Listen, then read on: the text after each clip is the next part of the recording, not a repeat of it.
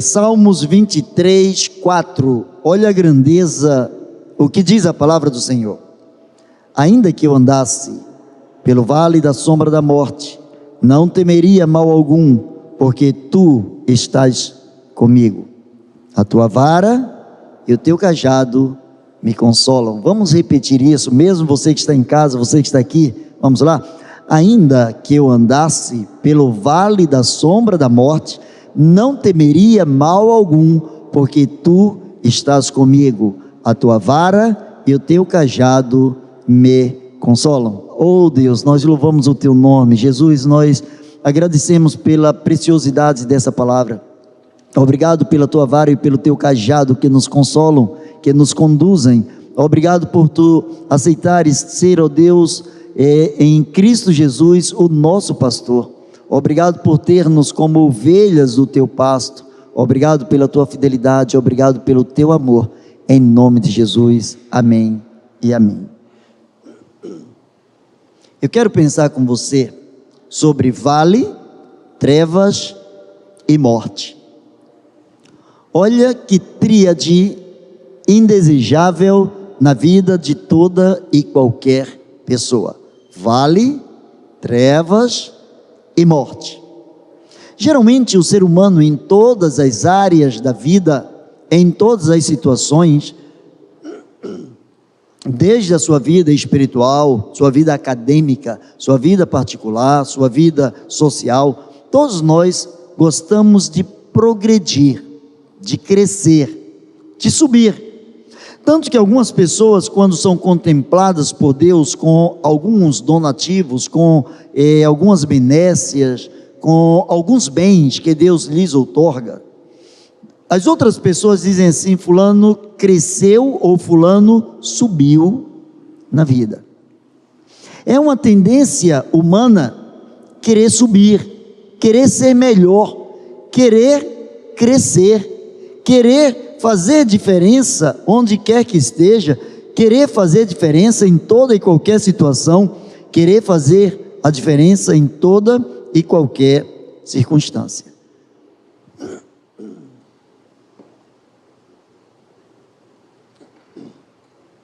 Quando se fala em montanhas, quando se fala em Alpes, quando se fala em lugares elevados, as pessoas atribuem a esses lugares alguns privilégios. As pessoas descobrem nesses lugares alguns privilégios que com certeza o vale não fornece.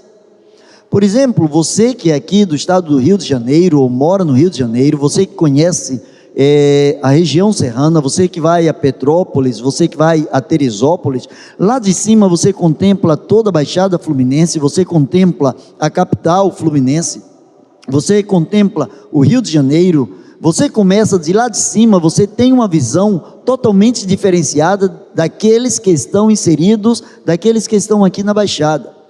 Aqueles que estão no vale, aqueles que estão no lugar mais baixo, a sua visão termina sendo menor, o alcance à sua vista é bem menor, é bem mais reduzido do que quando as pessoas estão nas alturas.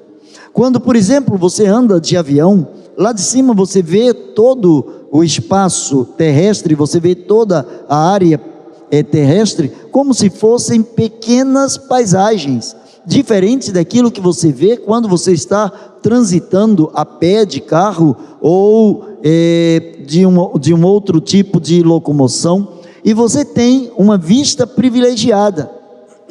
Mas quando se fala de vale, as pessoas começam a imaginar um lugar onde se depositam as coisas que não prestam.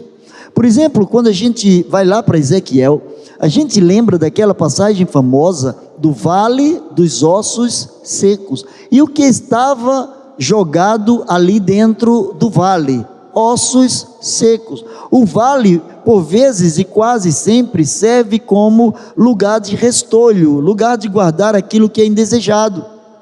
Geralmente, quando nós não queremos alguma coisa, nós jogamos nos lugares mais baixos. As pessoas às vezes cavam determinados buracos e colocam dentro desses buracos, dentro dessas crateras, as pessoas colocam aquilo que é indesejado. Geralmente o vale é um lugar indesejado pelas pessoas. Raramente as pessoas tiram um grande privilégio, tiram lições, se bem que o vale é cheio de lições, as pessoas nem sempre param para experimentar as lições que o vale pode fornecer. Às vezes o vale é confundido como um lugar de abandono. Quando nós estamos passando por uma situação difícil, é natural que as pessoas utilizem um evangeliquez, as pessoas usem uma linguagem evangélica para dizer: eu estou passando pelo deserto, ou estou passando pelo vale. Isso significando, eu estou passando por um momento de sofrimento, eu estou passando por uma situação que tem sido desagradável para mim, eu estou convivendo com uma situação que não é legal, uma situação que mexe comigo, que mexe com os meus pensamentos, mexe com os meus ideais, com os meus sonhos, que mexe com todo o meu emocional, com o meu espiritual e consequentemente também com o meu físico. Mas também no vale, o pastor está presente. O vale, o lugar que muitos não querem ir, a palavra do Senhor diz: ainda que eu andasse pelo vale, ainda que eu estivesse lá no mais profundo, ainda que eu estivesse numa situação indesejável, o pastor estará ali comigo. Jesus, o meu pastor, estará ali comigo, independente da situação. Precisamos crer que esse pastor, certa vez ele nos disse: eis que eu estou convosco todos os dias, não apenas nos dias de montanhas, mas eu estarei convosco todos os dias, inclusive nos dias dos vales, inclusive nos dias em que as coisas parecem fugir do controle, inclusive nos dias em que parece que até o próprio Deus nos esqueceu, ou mesmo que Deus já não nos escuta, de acordo com a necessidade. O vale é lugar de grito, é lugar em que as pessoas recorrem ao socorro. O vale é o lugar em que as pessoas querem sair o mais rápido possível, mas no vale também, o vale pode nos mostrar que ele, com suas consequências, com as dores, com as enfermidades, com as necessidades, com a falta de determinadas coisas e em determinados aspectos e circunstâncias, o vale nos ensina que o pastor sempre estará presente em nossas vidas. É muito fácil dar glória a Deus quando tudo vai bem.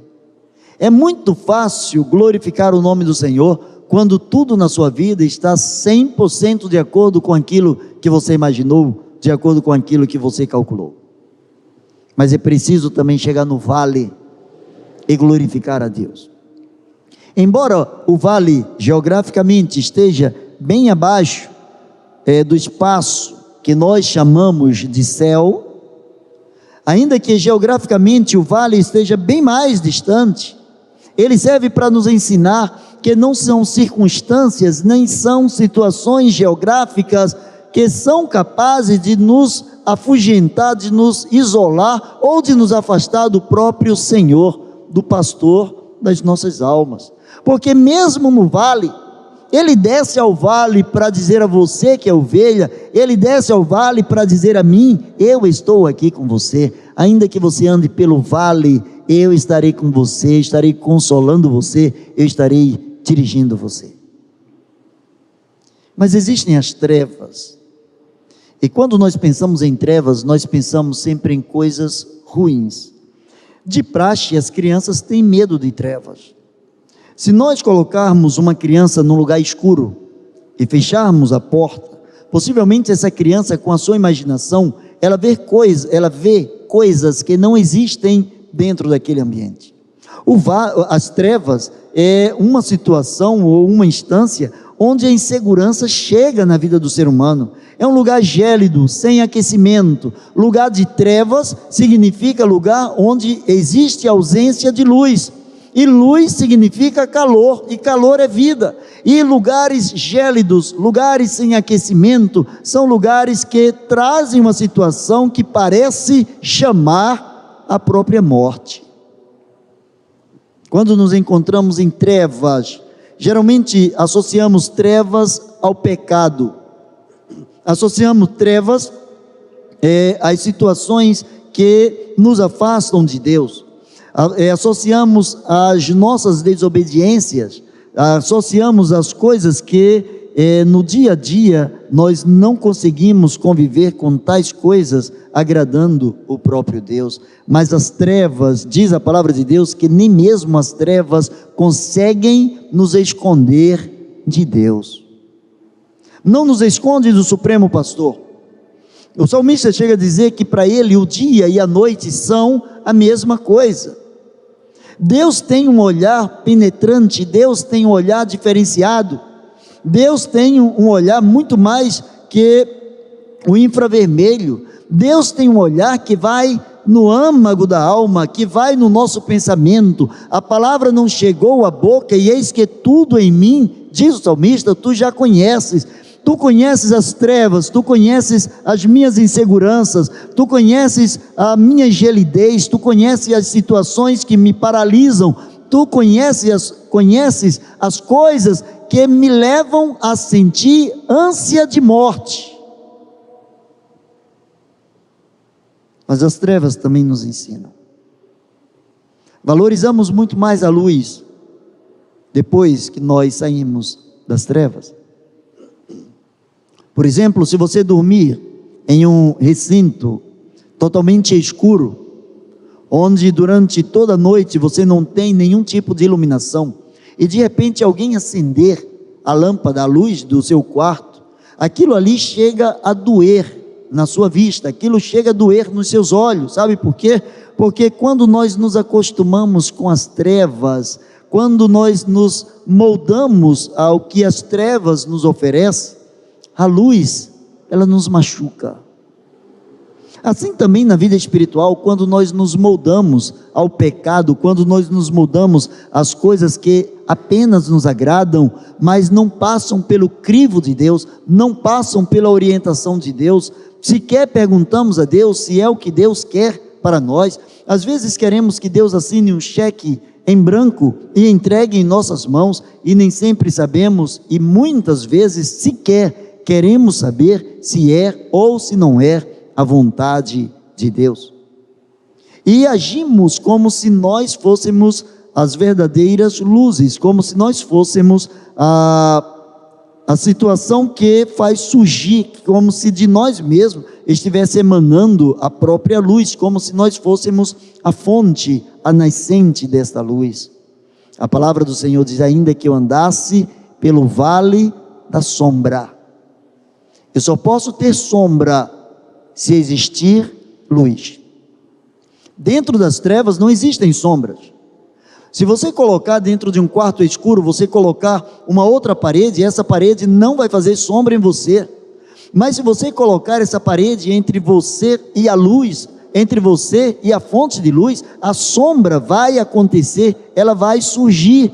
É algo lógico. E diz a palavra de Deus: ainda que eu andasse pelo vale da sombra da morte, significa que ainda que eu andasse lá embaixo e a morte estivesse me perseguindo, de modo que eu pudesse ver a sua sombra, de modo que eu pudesse sentir a sua presença, diz a palavra do Senhor, eu não temeria mal algum.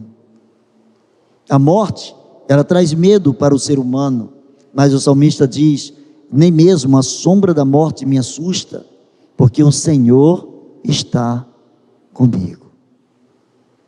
Quando nós entendemos que Jesus está conosco, quando nós entendemos que Jesus está em toda e qualquer circunstância, em toda e qualquer situação, nos segurando pelas mãos, quando nós entendemos que Ele não abre mão de andar conosco, nós começamos a trilhar caminhos diferenciados.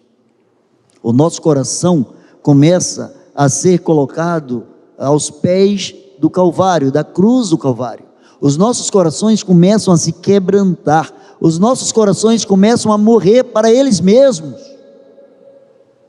para que possamos dizer, como o apóstolo Paulo também pôde dizer: não vivo mais eu, mas Cristo vive em mim. Morte é o final de um ciclo na vida. O que nós entendemos por morte? Entendemos por morte uma situação, uma instância, um momento em que as pessoas deixam de existir, dentro do corpo físico, quando devolvem ao pó, devolvem à terra o corpo físico e o seu espírito segue para Deus. A esse momento, a essa bipartição, a essa separação, a esse apartheid, a esse momento, esse hiato entre a vida do lado de lá e a vida do lado de cá, nós chamamos isso de morte. Significa, nós dizemos que alguém morreu quando terminou um ciclo na sua vida, terminou o ciclo da sua existência aqui na terra, deixou de existir aqui para a gente, mas a sua vida continua, porque a morte também é o início de algo melhor. A morte é o início de algo melhor. Jesus falou que se o grão de mostarda, se a semente não morrer, fica ela só, mas se morrer, ela libera, ela cresce, ela frutifica, ela faz com que outras sementes, outros frutos saiam dela. A morte não é simplesmente o final, é o final de um ciclo, mas também é o início de algo melhor. Ainda que eu andasse pelo vale da sombra da morte, ainda que eu sentisse praticamente o fungar da morte perto de mim, ainda que eu sentisse a morte querendo me abraçar, diz a palavra do Senhor, eu não temeria mal algum. Sabe por quê? Porque tem alguém que me abraça antes da morte me abraçar. A morte também é um momento de indagação. A morte pode ser vista como um momento de indagação, de questionamentos. Nós encontramos Gideão, quando ele teve que lutar contra os inimigos do povo de Deus. Ele perguntou, ele questionou: se o Senhor está conosco, por que tudo isso está nos acontecendo? Existem situações que o ser humano começa a perguntar: se o Senhor é meu pastor, se Ele está comigo, por que determinadas coisas estão acontecendo? Se o Senhor está comigo, por que eu preciso passar pelo vale? Se o Senhor está comigo, por que eu percebo a presença da sombra da morte? Se o Senhor está comigo, por que todos os males me acontecem? Exatamente porque o Senhor está com você, e essas coisas não são superiores ao seu Senhor. E se o Senhor não estivesse presente, seria a lógica de você não passar pelo vale? O vale, a sombra da morte, são consequências comuns de uma vida humana, com ou sem Deus, com ou sem o pastor. Passar pelo vale, todo ser humano passa em algum momento, em alguma circunstância, em alguma situação. Nós somos como que impelidos a andarmos pelo vale.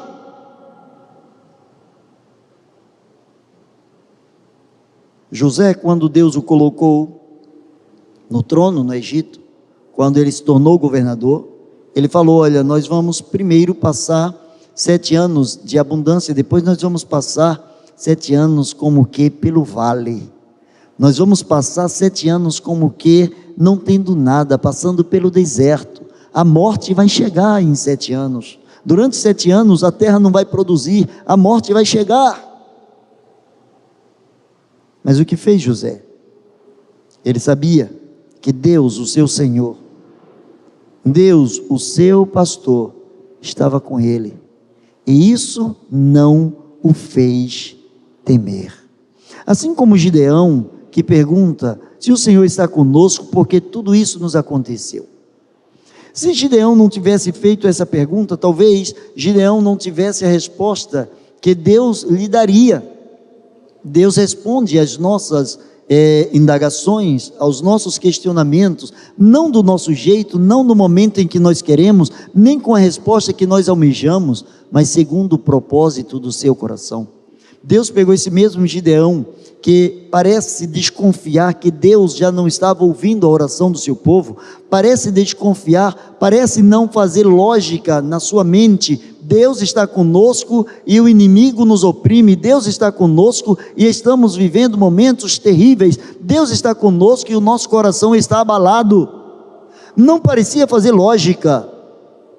E Deus chama esse coração que estava trabalhando em cima da lógica humana, que não tinha respostas contundentes, satisfatórias no seu interior, e Deus o chama para o treinar dentro da água.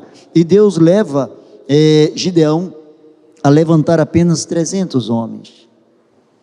No meio de milhares de homens, Deus escolhe apenas 300 e mostra para Gideão: sabe por quê? Mesmo eu estando com vocês, eu permiti que o inimigo estivesse sufocando vocês, porque o inimigo não é maior do que a minha vara e o meu cajado.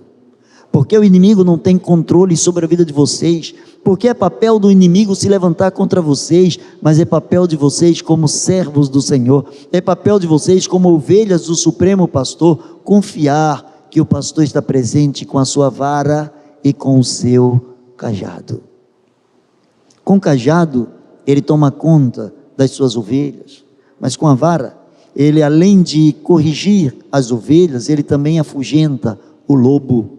O cajado não é para o lobo, o cajado é para a ovelha. E diz a palavra do Senhor: a tua vara e o teu cajado me consolam. Ou seja, eu sei que em meio ao deserto, em meio ao vale, dentro do vale, mesmo debaixo da sombra da morte, eu sei que se o inimigo se levantar, a tua vara há de fustigá-lo, a tua vara há de empurrá-lo para longe de mim, há de eliminá-lo da minha vida.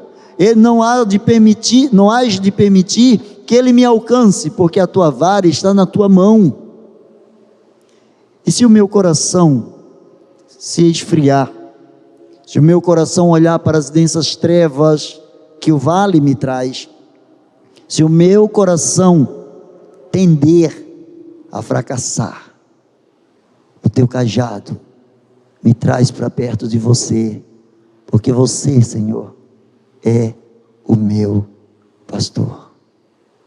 Eu quero concluir. Às vezes,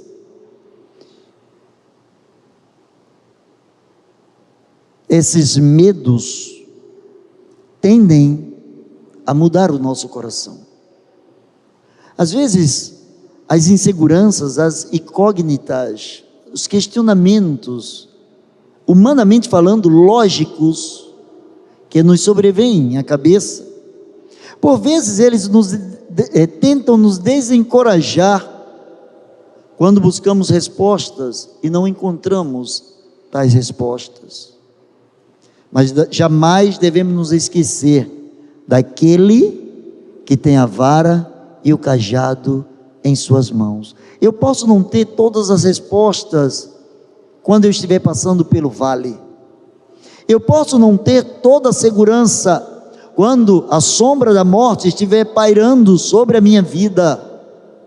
Mas de uma coisa eu tenho certeza: aquele que segura a vara e o cajado, ele não me abandona. Aquele que tem a vara e o cajado em suas mãos, ele atravessa comigo os vales, ele me faz vencer as trevas, ele me faz vencer o medo da morte, pelo simples fato de que ele, e somente ele, é o meu pastor. Baixe a sua cabeça e fale com esse pastor. Talvez você esteja passando agora por um vale, talvez você esteja passando pelo vale da sombra da morte. Não se esqueça de que ele é o seu pastor. Pai amado, em nome desse pastor maravilhoso, em nome de Jesus, o Senhor da igreja, em nome de Jesus, o cabeça da igreja, em nome de Jesus, aquele que tem a vara e o cajado em suas mãos, aquele que nos consola, aquele que mandou o Consolador para transformar as nossas vidas, para consolar, para enxugar todas as lágrimas das nossas vidas. Pai bendito, em nome de Jesus, escuta a oração que está sendo feita neste lugar agora, por cada pessoa, Senhor. Estende a tua mão de poder, Senhor, estende o teu cajado, Senhor, toca agora, Senhor, com o teu cajado, toca, Senhor, na vida dessas pessoas, cura, Senhor, manifesta a tua cura, manifesta a tua graça, manifesta a tua salvação, manifesta, Senhor, a transformação completa na vida dessas pessoas, para a honra e glória do teu santo nome. Que tu sempre hás de continuar sendo, Senhor, sempre serás o nosso pastor. Por isso te louvamos, te agradecemos, em nome de Jesus. Amém e amém. Deus abençoe você.